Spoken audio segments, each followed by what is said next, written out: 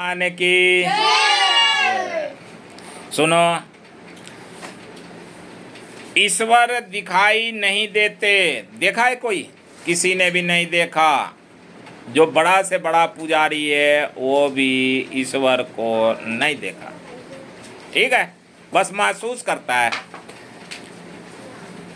कि उसके जीवन में सब कुछ अच्छे अच्छे होते रहते हैं। वो यही महसूस कर पाता है कि भगवान हमारे साथ हैं।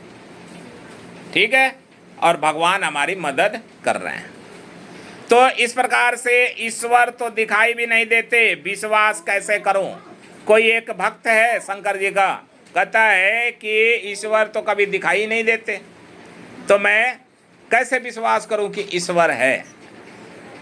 सुंदर जबान मिला, श्रद्धा वाईफाई की तरह है ना होती है। कैसे? देखो, सुंदर जुबान मिला है, लोग ऐसे ही कह देते हैं भगवान कहाँ है। एक दिन मैंने बताया था कि भगवान हम में, तुम में, खड़ग खंबे में, घट घट व्यापे राम। भगवान सभी जगह हैं, मानने न मानने की बात है। शंकर जी, हर कंकर शंकर है, हर कंकर शंकर है। तो देखो, तुम शंकर जी के पास अगर जल चढ़ाने के लिए नहीं जा पाते हो ना, तो तुम एक पत्थर को भी शंकर मान लो और उस पर जल चढ़ा दो। कोई भी कंकर उठा करके घर में ले जाओ, धो करके साफ करो और साफ सुथरा करके, और उसके बाद गंगा जल उस पर चढ़ाओ, वो भी शंकर हैं। कंकर ही शंकर है। तो कंकर ही शंकर है, तो इसका अर्थ है कि बोलो अब शंकर भगवान की जय। तो आज शंकर भगवान का दिन है ना, जल चढ़ाया जा रहा। बहुत सारे लोग नहीं जा पाए, नहीं चढ़ा पाए, कुछ मजबूरी रही होगी। मेरे भी यही मजबूरी है, हम भी नहीं गए शंकर जी के पास। अच्छा, हमने यहीं से शंकर जी को प्रणाम कर लिया और शंकर जी ने कहा कि कोई बात नहीं, तू नहीं आ पाया तो यहीं से हम आशीर्वाद भेज देते हैं। उन्होंने कहा तथास्तु, मैंने कहा ठीक, होम डिलीवरी। तो शंकर भगवान ने हमें आशीर्वाद दिया कि ठीक है, जो भी कर रहा है ना अच्छा है, करो, आगे करो। तो इस तरह से ये श्रद्धा है। भगवान को मानना ना मानना, एक मानता है वास्तविक है, जो ना मानता नास्तिक है। तो इसीलिए शंकर भगवान को मानने वाले या भगवान को मानने वाले को आस्तिक कहते हैं, और जो नहीं मानते उसको नास्तिक कहते हैं। अब श्रद्धा है, जैसे कि मोबाइल में वाईफाई चलता है तो वाईफाई से कनेक्ट कर देते हैं, नेट तेज चलने लगता है। इसी प्रकार से भगवान से अगर हम अपनी श्रद्धा जोड़ करके रखेंगे तो हमारे ऊपर उनकी, भगवान की कृपा दृष्टि बनी रहेगी, और भगवान पर विश्वास तो करना ही चाहिए। भगवान दिखाई नहीं देते लेकिन हैं। ठीक है, तो हम सनातनी हैं, इसलिए हमें भगवान की अवहेलना नहीं करनी चाहिए, भगवान को ना मानने वाली बात नहीं करनी चाहिए, नास्तिक हमें नहीं बनना चाहिए। जो आदमी आस्तिक होता है वो कुछ पाप करने से डरता है, किसी भी प्रकार का पाप होगा ना तो डरेगा। नास्तिक होगा तो गाय को ना कुछ भी मार देगा, कोई हथियार से भी मार सकता है, वो नास्तिक है।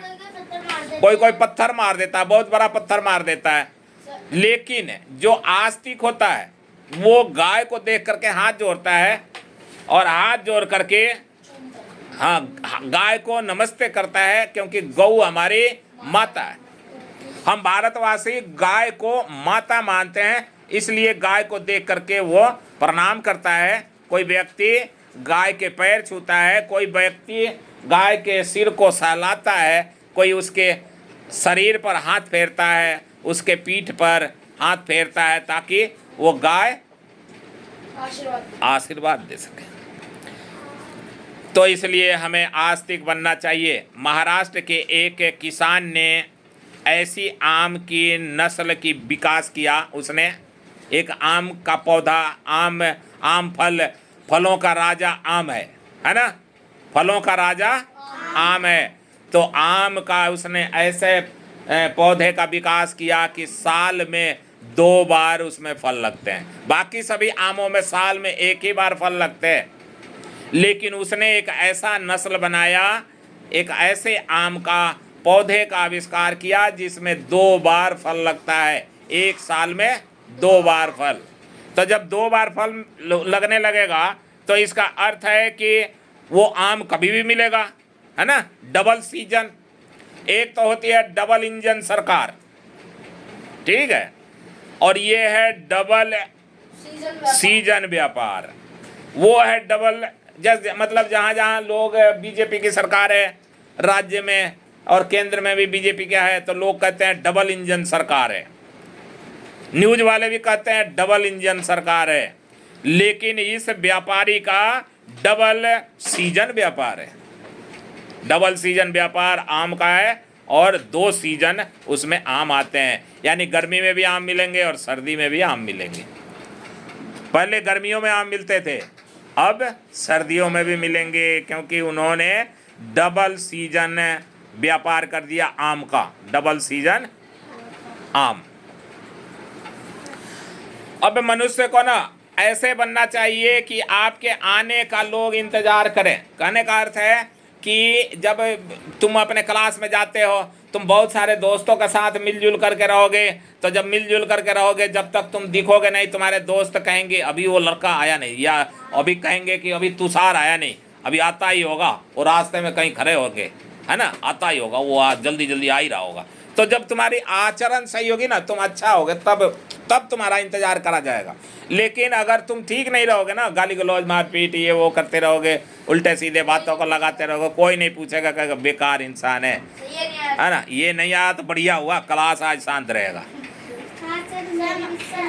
हाँ, सबके स्कूल में होते हैं। तो इसलिए ऐसा बनो कि तुम्हारे जाने का इंतजार बच्चों को लगा रहे, तुम्हारे क्लास साथियों को, तुम्हारे सहपाठियों को इंतजार रहे कि तुषार आज आएगा, हरविंदर आएगा, अभी आ रहा होगा। तो अब ये नहीं कि यहाँ से इतने चॉकलेट भर के ले जाओगे, सबको वहाँ खिलाते रहो और खुश रखो, ऐसा नहीं। कभी कभी खिला देंगे, हमेशा नहीं। इसके बाद है कि यदि कोई दुश्मन है तुम्हारे स्कूल में, तुम्हारे क्लास में, तो कुछ दुश्मन दोस्त जैसे दिखते हैं, कुछ ऐसे भी तुम्हारे दोस्त होंगे कि तुमसे दोस्ती तो रखते हैं, लेकिन सोचते हैं कि ये कब टॉयलेट जाए कि इसके बैग खाली कर दूं, इसका ज्योमेट्री खाली कर दूं, इसकी पेन अच्छी अच्छी जो भी होंगी सब चोरी कर लें। तो वो हाँ, तुम्हारे क्लास में वो बहुत बार हुआ। तो इस तरह से क्या करते हैं बच्चे, बहुत सारे ऐसे बच्चे होते हैं, लगता है इसका दोस्त है, हमारा दोस्त है, और हमारा दोस्त ही हमारे दोस्त बने बने हमारा ज्योमेट्री खाली कर देता है ना। तो ऐसे दोस्त नहीं बनाना चाहिए। तो इस प्रकार के दोस्तों से सावधान रहना चाहिए। आ रहा बात समझ में हरविंदर? समझदार बनिए। गुस्से में लिया गया कोई भी निर्णय सही नहीं होता। देखो, अब तुम्हें अभी टॉयलेट गए थे तुम, और तुम जब वहां से आए तो तुम्हें पता चला कि तुम्हारी ज्योमेट्री बॉक्स खाली हो गई, तो इतनी जल्दी गुस्से में आकर के किसी के साथ मारपीट मत करो और गाली गलौज मत करो। पहले पता लगाओ किसने लिया, और पता लगाने के बाद तुम्हें पता लग जाए तो तुम गुस्से में उसे थप्पड़, या कभी कभी बच्चे गलतियां करते हैं कि प्रकार ही उठा करके उसको मार देते हैं, प्रकार से मार देते हैं, या पेन की नोक से मार देते हैं। ऐसा नहीं करना चाहिए। पहले अगर कोई गलती किया है तो जा करके अपने क्लास टीचर को बताओ, प्रिंसिपल को बताओ, अपने विद्यालय में शिकायत करो, और वो विद्यालय का काम होगा, विद्यालय के अध्यापक का काम होगा कि उस लड़का को समझाएंगे और तुम्हारे सामान वापस दिलवाएंगे। अगर तुम ऐसा नहीं करते हो, सुनो, अगर तुम ऐसा नहीं करते हो, तुम खुद ही फैसला लेते रहोगे, तुम खुद ही लड़ाई झगड़ा करते रहोगे, तुम्हारी थोड़ी सामान चोरी हो क्या हो गई, तुम अपने दोस्तों को, जिसने चोरी किया उसको पेन मार दोगे, उसके हो सकता है आंख में लग जाए, उसकी आंख खराब हो सकती है। हो सकता है तुमने इतना तेज पेन मार दिया कि उसको खून निकल जाए, खून निकल जाएगा, दोनों के अध्यापक के पास आएंगे, दोनों के माता पिता गाली गलौज करेंगे, झगड़ा करेंगे। हो सकता है अध्यापक से के सामने नहीं करें, लेकिन जैसे ही तुम बाहर निकलोगे तुम्हें मारेंगे, पीटेंगे, है ना। और उसके बाद तुम्हारे कारण तुम्हारे माता पिता की बेइज्जती होगी विद्यालय में, है ना। तो अच्छा नहीं बताया जाएगा, इसलिए तुम अच्छा बनने की कोशिश करो, और नहीं तो एक दिन क्या होगा, ऐसे पढ़ाई लिखाई तुम करते रह जाओगे और डिग्री रद्दी के भाव में तुम्हारी बिक जाएगी। तुम्हें जो भी डिग्री मिली वो तुम्हारी डिग्री, क्योंकि तुमने तो झगड़ा किया वहाँ, है ना, और दिमाग में खुरापाती रखा, झगड़ा किया, गाली गलौज किया, तो इसी प्रकार के तुम्हारा बुद्धि का विकास होगा। और तुम्हारी जब बुद्धि का विकास नहीं होगा, तुम आगे जा करके कुछ कर नहीं पाओगे। तुम्हारे पास जो भी डिग्री मिलेगी वो सब रद्दी के भाव में बेच दिया जाएगा, जैसे कॉपी किताब रद्दी में बेच देते हैं, कबाड़ी को दे देते हैं, ठीक है। तो वो डिग्री भी तुम्हारी रद्दी के भाव बिक जाएगी। जब जिंदगी इंटरव्यू लेती है ना, जिंदगी, जैसे जिंदगी का मतलब है कि तुमने पढ़ाई कर लिया, अब आगे जा करके कोई जॉब करना है, कोई काम करना है, तुमने क्लास तो 12वीं कर लिया, नॉलेज कुछ नहीं है ना। जब नॉलेज कुछ नहीं है, वहाँ कहेंगे कि एक फॉर्म दे देंगे, कहेंगे इंग्लिश में ये फॉर्म है, अब इसको भरो। तुम वहाँ बैठ के भर नहीं पाओगे, तुम ढूंढते रहोगे किसी से भरवाऊँ। तो जब तुम्हारे पास डिग्री नहीं है तो वो जॉब तुमको मिलेगी नहीं। तो इसलिए हमें क्या करना चाहिए, जब हम विद्यालय जाते हैं तो अच्छा वहाँ जा कर के और अच्छा पढ़ाई करना चाहिए, अच्छा व्यवहार रखना चाहिए। टीचरों का आशीर्वाद भी सबसे बड़ा आशीर्वाद होता है। आशीर्वाद अगर दे दिया ना तो सफल हो जाओगे। इसीलिए टीचरों के साथ भी व्यवहार अच्छा रखो। अब देखो, चाहे कितना भी पैसा हो जाए, है ना, शरीर को हिफाजत से रखना चाहिए।